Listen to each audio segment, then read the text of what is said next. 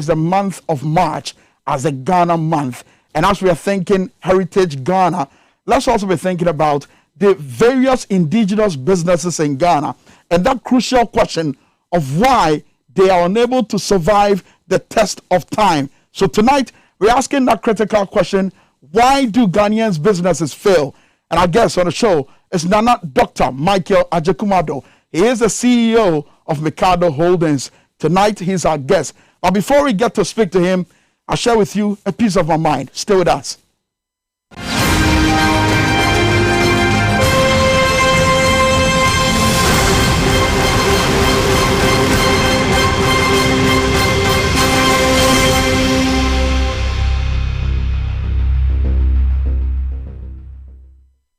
Well, just a little bit of a background to the conversation we'll be having much later. As you may recall, from 2017 through to 2018, 2019, and early parts of 2020, a number of Ghanaian or indigenous Ghanaian businesses came tumbling down. You can literally hear the sound as they came crashing down. Now, they had a lot of hopes had risen because many thought that businesses like Group Indum was going to spread beyond the shores of Ghana, which they did. But today they are no longer in existence. You can go as far back as Apia Menka, and of course the popular Apino soap. You can also think of the Darko farms, and whatever happened to it remains a mystery. So is it a case that the Ghanaian is unable to hold on to his own business, or is it a case that we lack a certain entrepreneurial mind? Tonight our guest will help us uncover this as we look for solutions. Well, here's a piece of my mind. Now, you may recollect that just a few days ago, the Ghana Journalists Association, together with some high-profile journalists, were at the press center here in the national capital, and they made their point blunt. And their point was about the statement issued by the Judicial Service as far as the reportage with regards to the election petition is concerned. Now, the statement from the Judicial Council was quite clear that there were vitriolic language and some intemperate language used on the justices or the judges, which to them were inappropriate. Now, for the Ghana Journalists Association, they felt that the inability of the Judicial Service to pinpoint the exact media personnel or the exact media house that were using intemperate language or unwanted languages as far as their administration of justice was concerned seemed to be worrying. And they were also wondering, the caution that they issued out, was it a way of gagging the media, or perhaps putting some hold bars or bars to hold the media in as much as they would want to report whatever happens in court as far as the 2020 election petition is concerned? I want you to watch GJA President Arthur Money as he made that point at the press center earlier this week. That media right is not absolute, but qualified. And legal experts teach us that such qualification must chime with the dictates of the law, due process, and must be exercised in such ways as to achieve legitimate aims and objectives. In crafting the scurrilous statement, the GJA is principally of the view that the Judicial Service ought to have avoided any impression or situation that has a tendency to instill fear and promote a culture of silence into which Ghana had been enveloped during the periods of autocratic misrule. Words, the impression created, and of course for them, the impression created was a way of instilling a certain fear in as much as journalists went about doing their duties. Now listen to Kwesi Pratt Jr., the managing editor of the Inside newspaper, as he was blunt about the posturing of the Judicial Service. Watch this. Media practitioner in Ghana. And that is what makes me even more shocked at the question. Because so far, I'm not aware that any Ghanaian journalist has called for the killing of judges or any people from any other profession. I haven't seen it. What I've seen are politicians who are calling for the killing of journalists and the burning of the houses of their opponents. Even those politicians did not receive the kind of threats contained in the statement which has been issued about journalistic practice. And I think that sometimes we ought to be fair to ourselves. You understand? Judges are not the only people who have been killed in this country. Regrettable as the killing of journalists, of judges may be, we have had a history of the assassination of journalists. Recently, Ahmed Swali. Even his killers have not been found, and so on. So are we entitled to also be issuing threats to other professionals, and so on? Are we entitled? And if we are not entitled to be issuing threats because some of our colleagues have been killed, judges also have no right to be issuing threats to us on account of the fact that some of their people have been killed. Fair and simple. Again, I think it's important for us to understand clearly that media freedom does not belong to practitioners. So it's all about media freedom, and that's the posturing of journalists and high-profile journalists in the country. Now, one would have thought that this posturing would have continued till the end. And of course, especially when the Ghana Journalists Association had demanded from the Judicial Service that they retract those comments that they had made. But guess what? The tables turned, and today the mice were dining with the cats. Watch this. Judges speak. That's the end of our role. It's not our place to get into studios, into debates, into commentaries, and to explain. That responsibility falls to you as the anchors who take information out. So if you inform, you can also misinform. It's the responsibility of those of you as the media who educate. If you educate, you can miseducate. And that is why, you know, if country will do well, if we will go forward, if our cohesion will be maintained, a lot depends on you and the professional circumspection, introspection, and reflection and care that you bring to bear on your role as the anchor that takes the information out. That's Justice Yole Konende speaking on behalf of Chief Justice Enim Yeboah. Now, of course, his point clearly made, and we already know the position of the judiciary as far as the work of journalists in this country is concerned. But the point that I would want to draw your attention to is the fact that the posturing earlier put out there by the Ghana Journalists Association seemed to have changed, especially when Arthur Money, the president of the Ghana Journalists Association, who at a press conference had demanded that the judiciary retract certain comments they had made, who at a press conference with together with Kwesi Pratt Jr. had demanded that they put an end to a particular trend where it appears that they are suppressing media freedom. Today, that posturing had changed. My question tonight is that exactly what changed? There are suspicions. I do not want to get into the realms of suspicions, but the fact that we are unable to get those answers already put out there by President of GJ, Arthur Money, and that it appears we are hanging in the air and no solution have been given as far as his concerns are concerned. And today we see them at a press conference together with the people who had accused them of using vitriolic languages, who had accused them of not being fair in their reportage, who had even threatened them. I'm just wondering exactly what changed. Yes, Arthur Money, watch this for yourself. That the ownership structure of the Ghanaian media prevents some of you from being as professional as you ought to be or what you want to be. So there's nothing we can do given the pluralistic nature of the media. All sides of issues are peddled.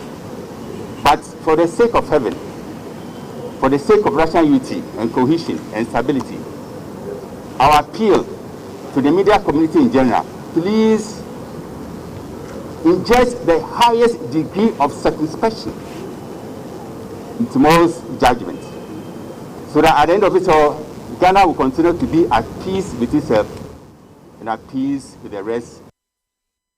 And clearly we get the point about being circumspect in our reportage. That has always been the mantra, and that has always been the modus operandi of a number of journalists in this country. What we do not get is the fact that, Mr. Athelmoni, the questions that you asked and the answers that you were demanding, you never got them. But here you are with the people who were accusing you at a press conference together, and clearly it appeared that your position had changed. Could this be a stab in the back of people or journalists like Kwesi Pratt Jr., who was bold, emphatic, and clear about the need to uphold media freedom in Ghana? I leave it to your conscience. And that's my peace of mind tonight.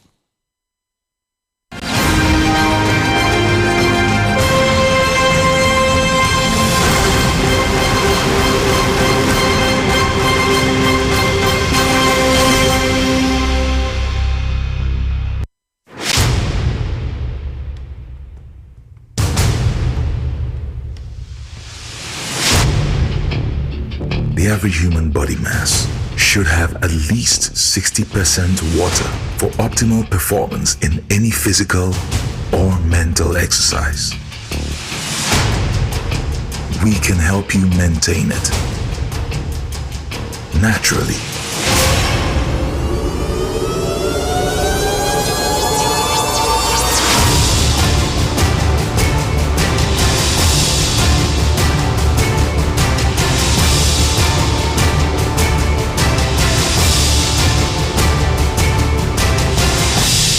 X Natural Mineral Water. Simply natural.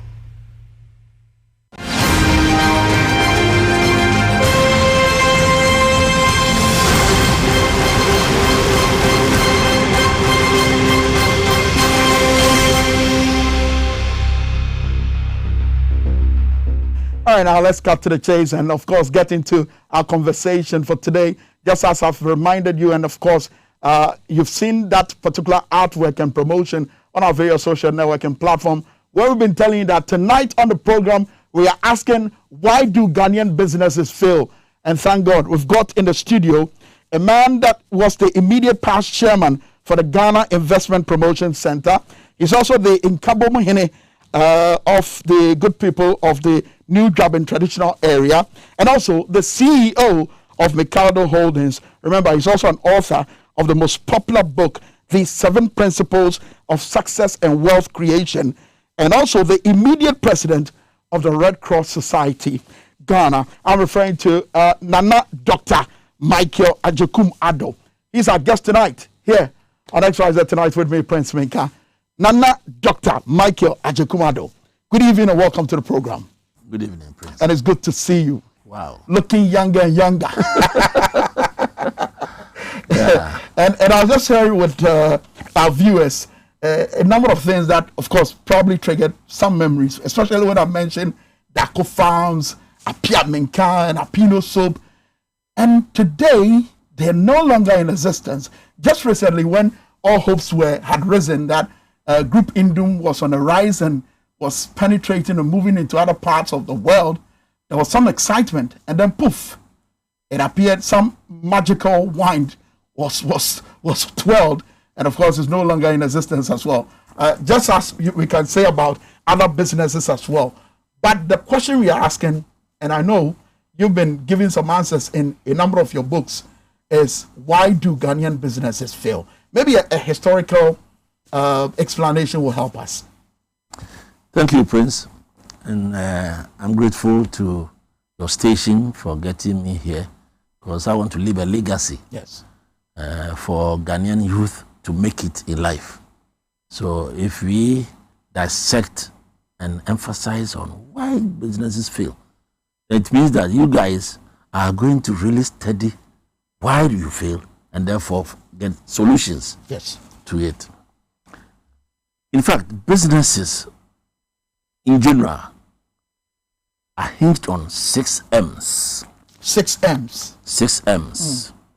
Manpower, machines, materials, money, marketing, and minutes. That is time frame. If you take all these 6 M's individually, then we can analyze why the business will fail. Because you need a holistic appreciation of these the 6 M's. Manpower, machines, materials, money, marketing. And marketing is the environment. Right. Is it conducive? That's one thing. And then minutes. Right. Do we have the patience? You don't. So historically, you will see that the Coca-Colas and the Xerox and the Toyotas from The various Fords. countries, yes, they take these 6 M's and they manage them. The functionality of So these 6 it's not M's. like there's something special about No, them. and there's nothing like superstition. Something There's so nothing wrong like about us. Baye or whatever. Every 31st December, we go and we pray. Yes. Make and, resolutions. and yet, the following year, our business would have collapsed. So the God factor has been sought. So the next thing for you to fail means that it is you, the personal one, the manpower, how you manage the machines and the materials, how you market it within that environment, competitive world market, and then the fact that you were rushing, you were not patient enough, and so on and so forth. So if you want to talk about historical, I will tell you that I'm from sure there are names that comes to mind. Nkrumah's time, Yes. we used to manufacture cars in Ghana. In Ghana, Yes, Mercedes-Benz. a Ghanaian-made car. Yes. We used to make our own television. Wow. Sanyo, In Ghana. Akasanuma radio. Wow. We were making our own batteries. Prince, that was Ghana. We had 16 ships called Black Star Line, 20 aeroplanes, Ghana Airways. And where are they?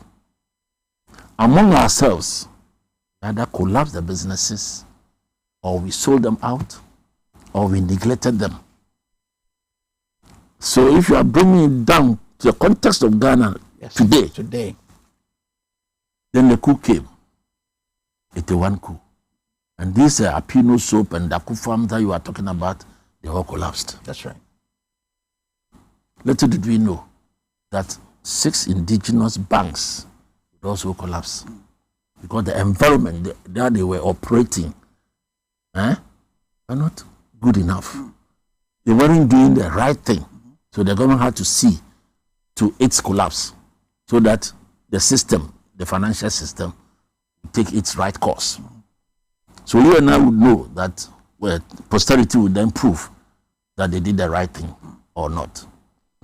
So the manpower, the group in Dum that you are talking about, the Anthrax and the rest, Yes. they think they were doing their best. But if you don't follow the right steps, the rules and regulations, of course, the system will crash you down. But what about those who say that, look, I mean, you may have the principles and the theories and all the parameters that you need to follow as far as setting up a business or making a business successful is concerned. But then again, it comes down to policymakers and those who take the decision up there on the apex. Now, in the case of other countries, they've got their niche in terms of specific. You've marketed Ghana at the Ghana Investment Promotion Center, so you know this much better than I do. That countries have their niche and certain areas that they feel that it is worth, investing in, and of course marketing as well. I quite remember that in the Champions time, and you would remember that Ghana appeared to be tilting towards agriculture. Just recently, during the elections, we heard some of the politicians promising that going into the following year, if they should win, they are looking at agro-processing industries and all that. Is it the case that policy and decision makers just talk and are unable to walk the talk? I would rather take it this way, that the policy makers have made the policies. It's up to the people to work within the policy. Planting for food and jobs is what you are talking about. Yeah, that policy is fantastic. How about the people? Operation Feed Yourself at Champions Time, where the people getting involved by the policy. So the policy is framed and is given out. Then it's up to the people to understand and implement. That is where I think that the matter lies. But what about those who also still argue, again, still on policy, and those in key decision-making positions? What about those who say that, look, you've got a trade and industry minister who perhaps does not have an appreciation of what it takes to set up a business, or you've got a minister in charge of development who perhaps hasn't even set up a business before, but that's the man in charge of ensuring that you've got the right atmosphere to thrive. Well, I believe if the policy maker has set up the policies in the interest of the people, my point is, are the people understanding the policy? Are they implementing the policy? You don't expect the policy maker, the government official, to come down to Brahabebome, Koforidua, or Hohoi to do the work. So the person at Hohoi has to understand the policy and take advantage of it. But he who feels it knows it more. Yes. That's what Bob Marley said. Yes. So if you've ever set up a business, you have an appreciation of what the business owners go through. But when there's a disconnect, seemingly, is that not a problem? I wouldn't agree to that, in the sense that you don't need to be a historian before you can talk about history. You don't need to be a doctor before you can say that my body aches. You will know it yourself. So the policy maker just manages the system. You will realize that most of these ministers have not really undergone any training of that particular sector, and yet they perform well. The one that comes in my mind is Napo, a home medical officer. But he managed this education ministry so well that he became one of the best ministers at that time. But you flip the coin and someone will say, we had a finance minister, of course, who's set up a business before. Okay, finance. Yes. And yet again, we saw the financial sector, financial institution or organization collapsing, just as we saw from 2017. Well, he thinks that what he has, the decision that he has taken will stand the test of time. So let's wait and see. All you know, he did it in the right frame of mind. Yes, but indigenous businesses, Ghanaian businesses are gone. But did they follow the right rules and regulations? That would be the question. The rules and regulations are there. You have to follow. If you don't follow, then the stick will be at your back. Okay, it looks like that seems to be where the problem is. Yes. Tell us about the rules and regulations. We are talking about the bureaucracies. Yes. The whole system called governance is hinged on rules and regulations. That's what we call the law that we have to follow. Are Ghanaians ready to follow laws? You and I know that most of the time the traffic light is red. Say stop. And you get some people going through it. Locals, they don't even care. Are there not the laws? So these laws given by the government, cabinet sits down, think about you. All you know, all these ministers, including environmental, Galamsey man, he can't sleep. He's thinking how our water bodies will be clean. So he comes out to cabinet and tells the president, this is the way forward. Road minister, health minister. Everybody is thinking in the interest of the people. My point is, when they bring out the laws and the rules and regulations, do the people follow? That's the question. So this evening, why Ghanaian businesses fail? Do they follow rules and regulations of business? The answer is no. What are the rules and regulations of businesses? You mentioned the M's and the 6 M's. The 6 M's. It looks like they are magical alphabets. No, they are not magical. Neither would I agree that they are spiritual. When I hear these pastors talking about your business will thrive, the year by now you must be prosperous, it's so funny to me. Because God is there. The moment the sun shines in the morning, he has done his job. In the evening, he will close the skies and there will be darkness. Some people will take advantage of the darkness and do their business. Others have to take the day and do their business.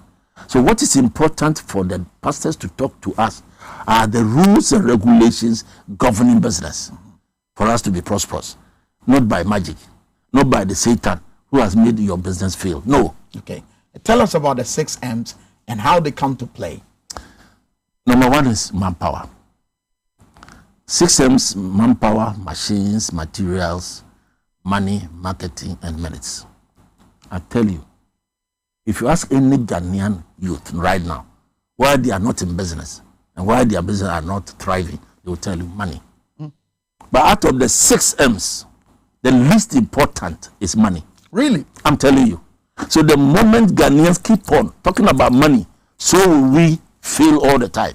How do you start a business without money? Without money, yes. Capital. Yes. This book is talking about wealth. Open page 27, and read it. Page 27. And if you don't read, and Ghanaians don't like reading, how would you get the wisdom? So money is the least. What is the yeah? Okay, so here we go. It says, remember, people make money. Hold on. So what's my definition of money? Per this. Yes, what is this? People make money. People. So money is people. Money is people. People are people your is money. money. You want to do business. You are the people. Yes. Whom are you doing the business with? People. People. Whom are you selling to? People. Who are buying? People. What is the target group? Of course, people. Where do you save your money? Where do you get the money? It's all people. Now read on further. All right. So to be a wealthy person, Yes. it's not how much money you make Or how much money you or how decide to much you start save. with. Okay. Yes. For wealth, it's not cash. Yes. But wealth is wisdom and people. Exactly. That's what you said in your book. And this one will stand the test of time. Because I'm a living testimony of somebody who started business with nothing. How? I went into the business with the shop closed and I was asking for the owner. And they said he was in Abidjan, in exile. I went all the way to Abidjan, manpower. And he said, oh, I'm in exile because of the revolution. So try to get me to Ghana, then I'll give the shop to you.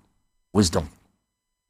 So I managed to get him to Ghana. He hadn't done anything superfluous. And so he gave me the shop, which means that rent advance was on credit. Getting the room ready, finishing, painting, getting my first consignment of drugs were all on credit. How could I get a credit? The network that I had and the credibility that I had at that time gave me these opportunities. So it's not money. It's not money. So ask yourself, what is your role? How do your family members take you to be like? Your friends, your church members, your schoolmates, do they trust you? If the answer is no, it means you can't start your business with anything. Because nobody will give you the money. But well, I mean, you can choose to start the way you just explained it. Credibility, people, Let me end. Yes. Aren't you in Ghana here, where Maslock has given so much money to so many people? Aren't you here, where Ghanaian banks, financial institutions have given money to Ghanaian, millions of Ghanaians, and yet they refuse to pay? So how do you expect another financial institution to come to you, Prince, that I love you so much, take 50,000 and start your business? The government is doing it. Way back Kufuor's time, they gave a lot of money, people didn't pay. They gave even cars to taxi drivers, and they didn't make any good use of it. I hear it's alleged that they gave monies to people to make farms in the north. And when at the end of the year, when they were supposed to pay, they said, we thought the government gave it to us for free. Wow. I heard that too. Okay. So you expect that the Ghanaian, if you give the Ghanaian the money to start business, the person believes that you are giving it to him for free. To the extent that when they even credit your goods, and this is coming from my personal experiences, they will think that it's for free. So for any Ghanaian, if you give it to him for 30 days, the 30 days will come and he will not pay. And if you ask him school fees, he started putting up a building. He has buy a car and so forth. So we don't trust ourselves. So and where there's lack of trust, then the wisdom and people will not operate. Right. So then you will not be wealthy. You can't run your business at all. Okay, so wisdom, people, you start networking, you start. I mean, all these are enablers that aid you to start. You start, and you need to sustain the business. Yes. You need to pay bills. You need to pay taxes. You don't have the money. Where are you going to get it from? Interestingly, you, the person who has started your business, assuming An uncle gave you the money. Yes. A financial institution gave you some money. So to you, you are in business now. Now the question comes to character, attitude. And your attitude is such that you want to show off. You want to tell the people that you are making it. So whatever you need to do to impress the environment, to impress your church members, you start to misappropriate the money. In no time, 2-3 years, you collapse. Who do you blame? To me, you have to blame yourself. So the discussion that we are having here, to me, should be based on the manpower. You, the individual watching us. But is it always the case that those who engage in profligate spending that end up the way you just described? Yes. What about those who decide not to go that route at all? I mean, they would want to keep to the books and do the right things. I expect them to succeed. Really? Oh, yes. Ghana, we have companies like Mechanical Lloyd, which has gone beyond one generation. What did he do right? It's now on the stock exchange. There are some companies, Samba Foods, is on stock exchange. This Shito woman, Yes. ordinary Shito, but she has managed herself and managed other people's monies as well. These banks that had collapsed, if they were managing the people's money very well, they wouldn't collapse. There are still indigenous banks that are still operating. So I would think that it is our character, our attitude. But that is it always matters most. about sticking to the books? What about that point of protect your own? I mean, regardless of whatever bad faith may have been exhibited, protect your own. It's Ghanaian. Give them a little whip on the buttocks, correct them, put them back on track. Would you just let throw the baby out of the bathwater? Well, now you've seen somebody, the baby has been thrown out of the water. Yeah. What about yours that you are washing in that bath? How are you protecting yours? So those that have collapsed now, we are discussing now. If you are in business, why don't you take advantage of the fact that you are listening to Dr. Ado and saying that it is you? It's not spiritual. It is you. So follow the rules and regulations and make it. Right now, some companies will collapse because they have problems with tax evasion. They will collapse you. And you think that it is the system that doesn't like you. So, but how about incentivizing? That one I agree. Some incentives. I would agree with you 100%. Right now, those of us in pharmaceutical industry, electricity bills is killing our industry. Should the government be sensitive to us and say that, okay, we'll give you a subsidy of electricity bills, we will succeed. So I agree with you that the environment, government rules and regulations could also be good enough to give us incentives. It will motivate us. So be it. And I believe they will do it, or they are doing it. So it's up to the individuals to take advantage of it. But again, back to the country in which we live in, where we thrive on perceptions. That the perception that, look, if you don't belong to a particular political party, or you're not close to certain people of a political party that is in government, you don't get to enjoy some of these incentives. Sometimes there's also the feeling that because a particular business owner belongs to a certain school of thought, he becomes a target. That is unfortunate. But I wouldn't sit here and agree with you. Because if you ask them, they will tell you it's not true. That they are there for Ghanaians. BU, NDC, MPP, CPP, or PPP. That's what they will tell you. So they are not victimizing anybody. So I would say that if you think you have a different political view, do the right thing. So that you become untouchable. If you do the right thing, like Zoom Lion, I hope that he has his own political views. But every government that comes has to recognize him because he's gone beyond political affiliations. I'll give you an example. So if Prince XYZ is doing the right thing, you become untouchable. But if you don't pay your taxes and then you close it down, then you sit down and cry that the system does not like me. I think it's not fair to that particular government. Or if you try to pay and they turn you away. Oh, who doesn't like money? Well, posterity will judge. Let's take a break. When we return, some of your messages have come through. I'll read them. And then, of course, I know some of you have got questions to ask Dr. Swell. I'll share those questions with Doc. Remember, you're still watching XYZ Tonight. We're live on Ways.tv, on YouTube, and of course on Facebook is TVXYZ. Make sure you follow and then carry on with the conversation. Any question, we welcome it. Remember, the WhatsApp line is right there on your screen. Join us with those messages. We'll be back shortly.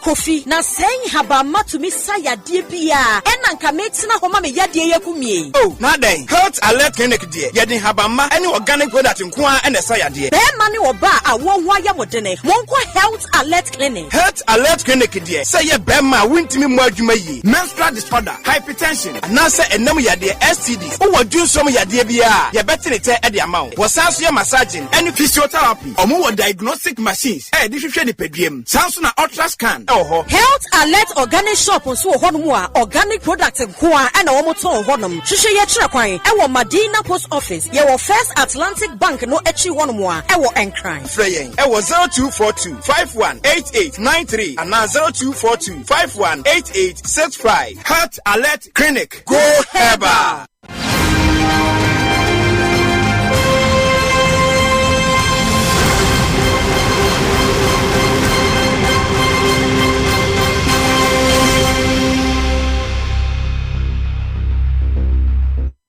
And thank you very much for staying with us here on XYZ Tonight, here on TV XYZ with me, Prince Minka. Tonight we're discussing why do Ghanaian businesses fail?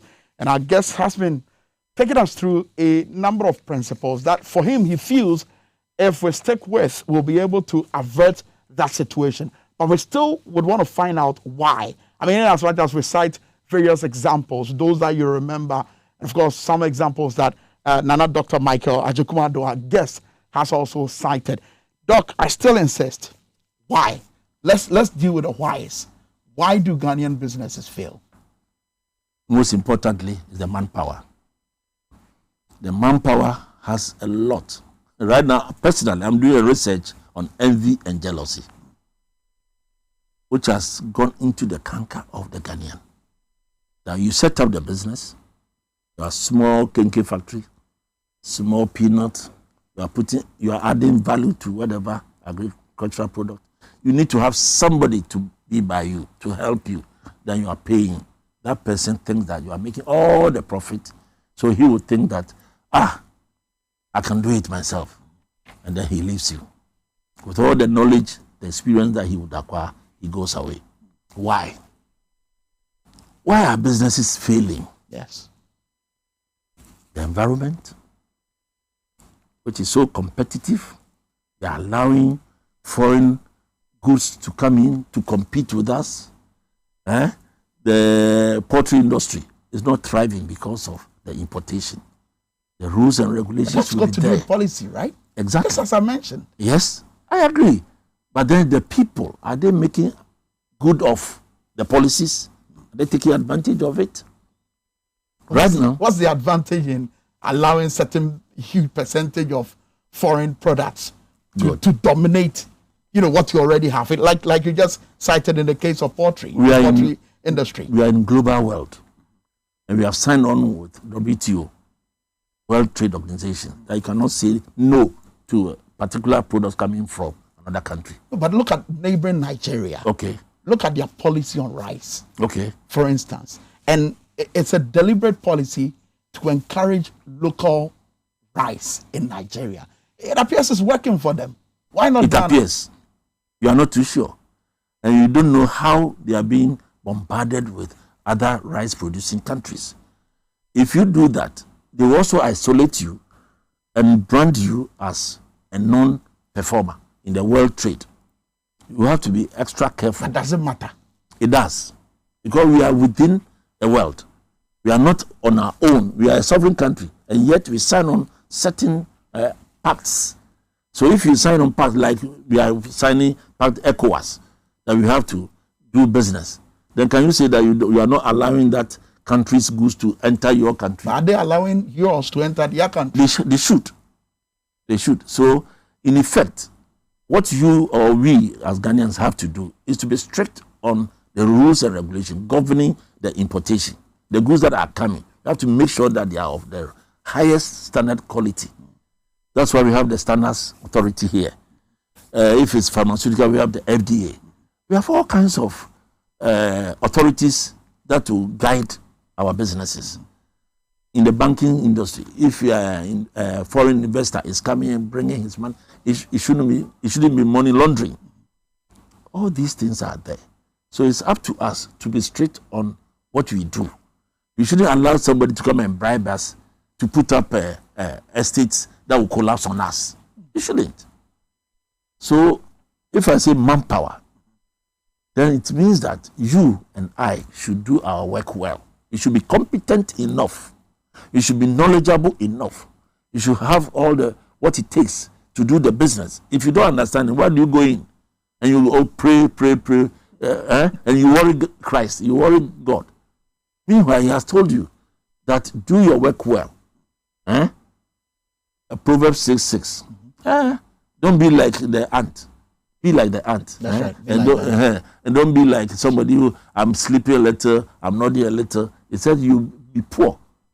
As the beggar will come to your house. This manpower thing, which is the mind. If you would allow me to talk about the entrepreneurial mind. Yes. Our mindset, what is it like? It's filled with fear, filled with doubts. You mean the Ghanaian mindset? I'm telling you. There's so much fear that if you succeed, you'll be killed. I was informed that my family house dilapidated. Anybody that will bring it down and put up a new building, you will die. I heard it when I was about 5 years old. Wow. I'm now 70. So you can imagine that nobody within the family has attempted to do it right. That kind of challenge, I did it about 10 years ago. I pulled it down and I put up. So you broke that jinx?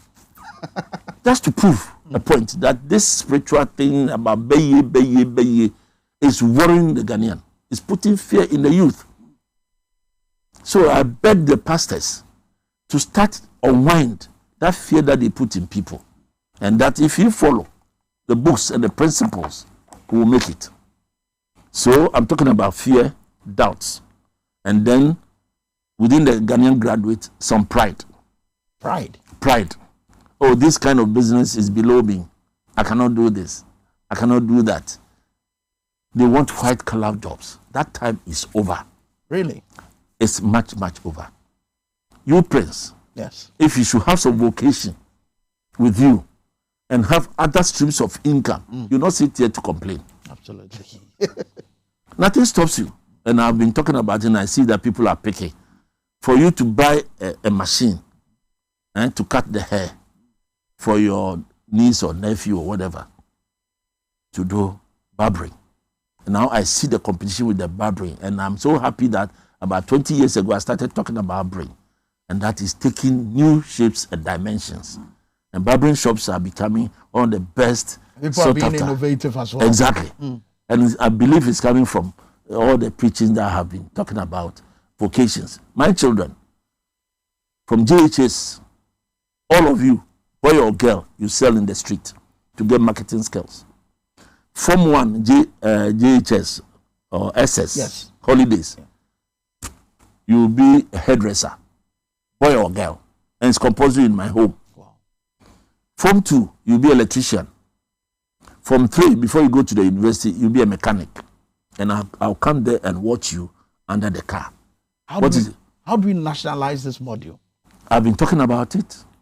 The television, on FM stations, and people have started encouraging their children to do some vocations. And it's coming so clear that academic work does not really pay much. This 21st century, and I'm talking about the mind, which is divided into two, left and right, which I've been talking about. Society is now paying for those right-minded people. The left people are logic, analysis, language, arguments, for which Ghanaians we are very good at. Academic work is all about the left side of the brain. you should be on top of your class. You are helping. So that those with the art talents, those with music, we rather downplay. But 21st century is rather recognizing these people, and we are paying exponentially unlimited supply of money to those using their right hand side of their brain, which handles music, entertainment, sports, talent, entrepreneurship, imagination, intuition. These are all the right.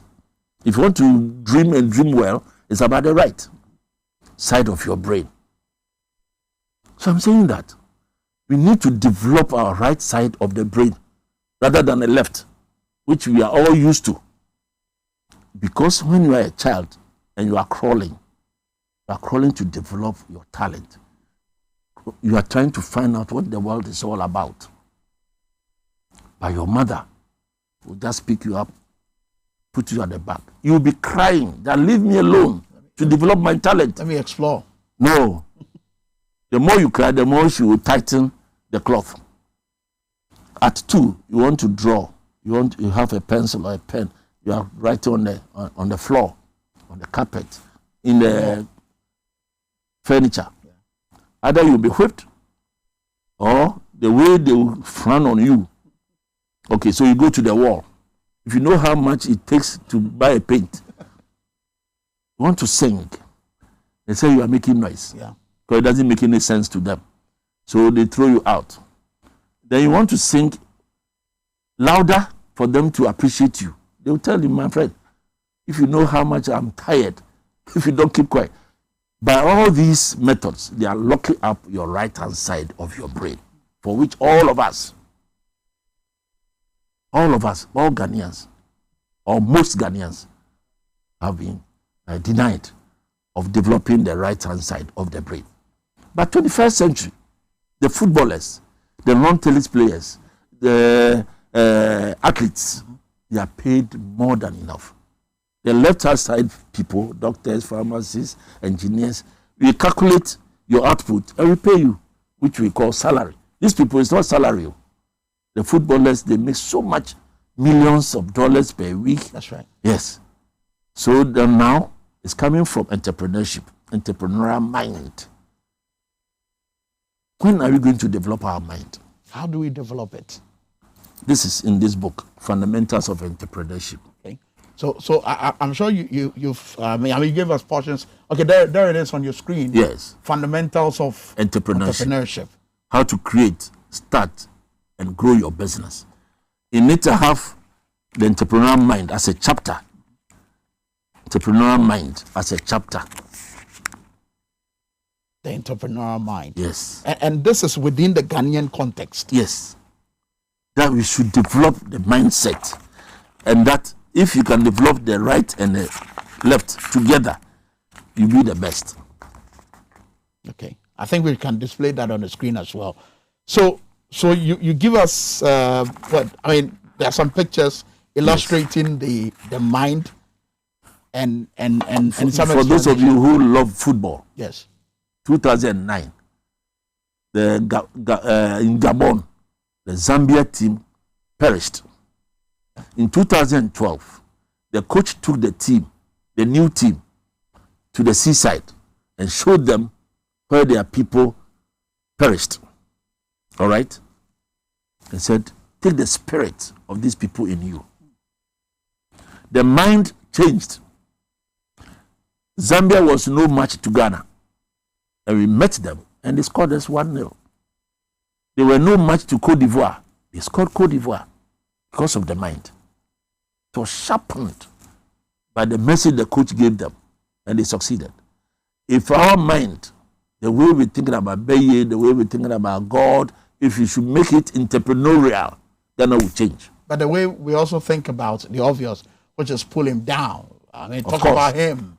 Yes. Frustrate his business. Gossips, unnecessary information. But they're real. I mean, they exist. They are not real. And they are not real. I'm telling you, they are not real. Otherwise, how would these whites succeed? They talk positively among themselves. We is negative, for which I think is envy and jealousy.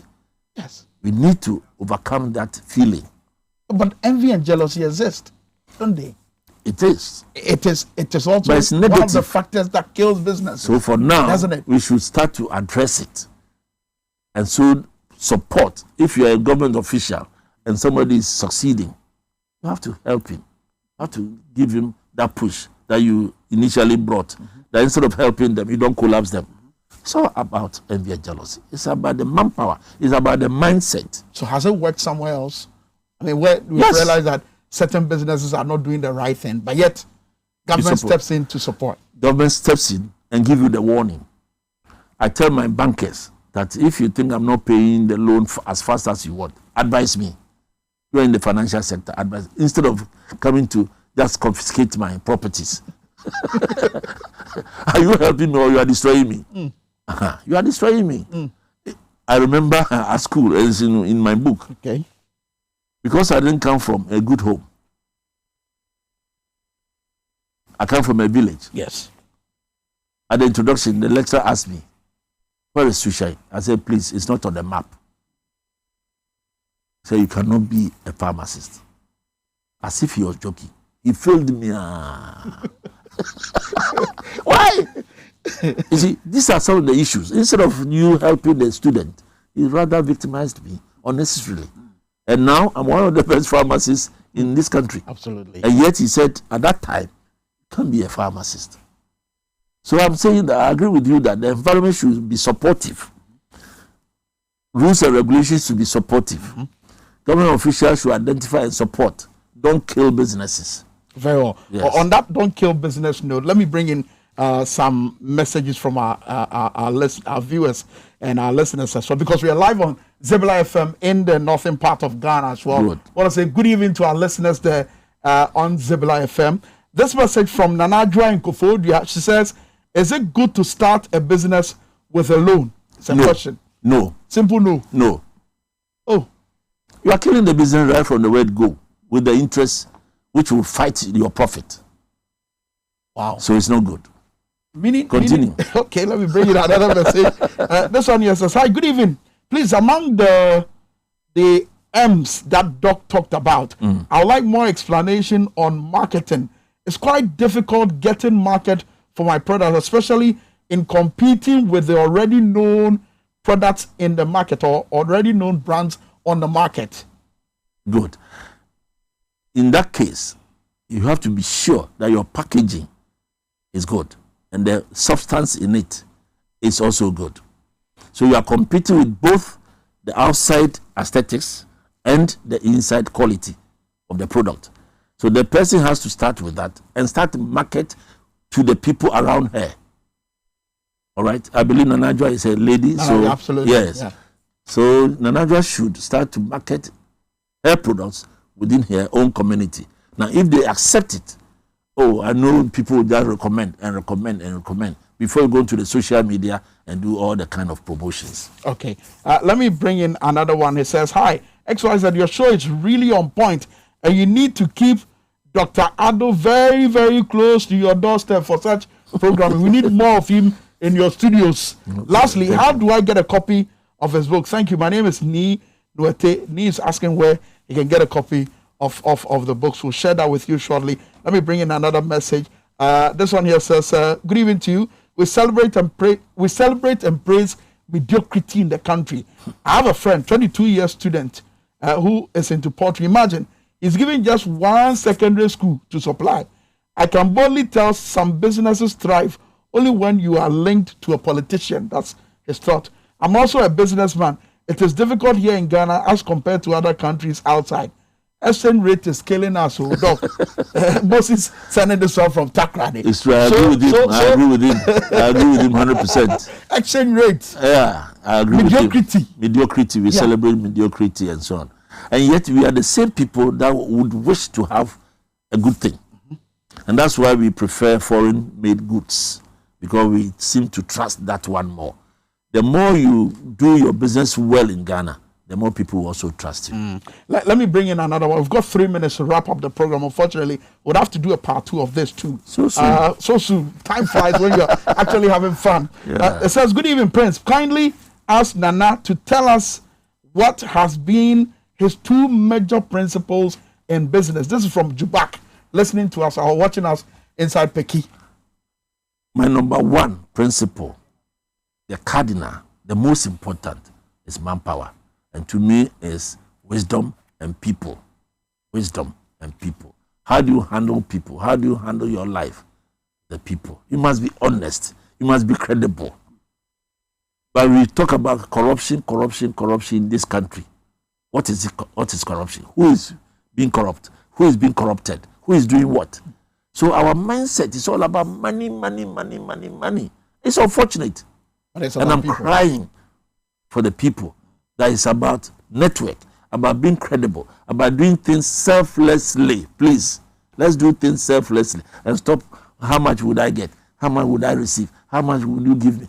That kind of stuff. But the roadblocks, I mean, someone just put to us that, look, if you're not linked to a politician or some high-profile person, you get nowhere. Okay. True? I agree. So how do you also make yourself known to the politician? How do you avail yourself? What kind of wisdom would you acquire to link yourself up to somebody? The same community, same family, you might have NDCN people there, CP people. How do you mix? Instead of fighting, just advise yourselves. Admire yourselves. In my family, it's so interesting. We have different opinions, and yet we are within one family. So I believe that let us have the wisdom to handle ourselves politically. Very well. Doc, let me just share a couple of them. This one here says, good evening, Prince. I'm really enjoying your shows. Kudos to your guests. Kwabena Nkrumah is sending this one from Edum Banso, Bohot district, within Takra. We're reaching really far and wide. This one here says, please, I need the books. Where can I get the books to buy? Okay, quickly, let me do this before we wrap up. Doc, can I put out your number? Good. Yes. So the number to call so that you can get copies of these wonderful books, Fundamentals of Entrepreneurship.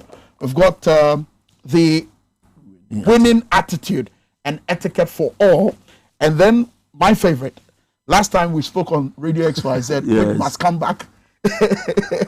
we of course, you gave us copies of this and the 7 principles of success and wealth creation, experiences of an accomplished entrepreneur by Nana Dr. Ajikum Ado. So here are the numbers, or here is the number, 0244 263 527. 0244 263 527. Start calling so that you can get copies of this book. And we'll do a part 2 of this. But before you go, your final comment or your final word. The systems operate in all kinds of businesses. The most important is manpower. The least important is money. And the manpower is dependent upon your mind. So try to look out for areas where you can develop your right mindset, which includes art, music, dance, talent. Whatever talent that you have, please develop it and move it on. Entrepreneurship is the order of the day. I warn Ghanaians that for the next 10 to 20 years, it's all about entrepreneurship, about vocations. And I believe this government is doing a lot on entrepreneurship. Let us buy into it and support him, and then we will be all right. We should do a second part of this conversation, No and problem. the other areas we would want to move into. I want to thank you very much, Nana Dr. Michael Ajikumado, for being a part of the program tonight here on XYZ Tonight on TV XYZ and also on Ways on TV. That's been our conversation. Remember, the entire month for XYZ Broadcasting Limited is Ghana Month. We're celebrating Ghana. Continue the conversation wherever you are, in your homes, in your offices. Why are Ghanaian businesses failing? We've got some answers, but talk about it. Good night.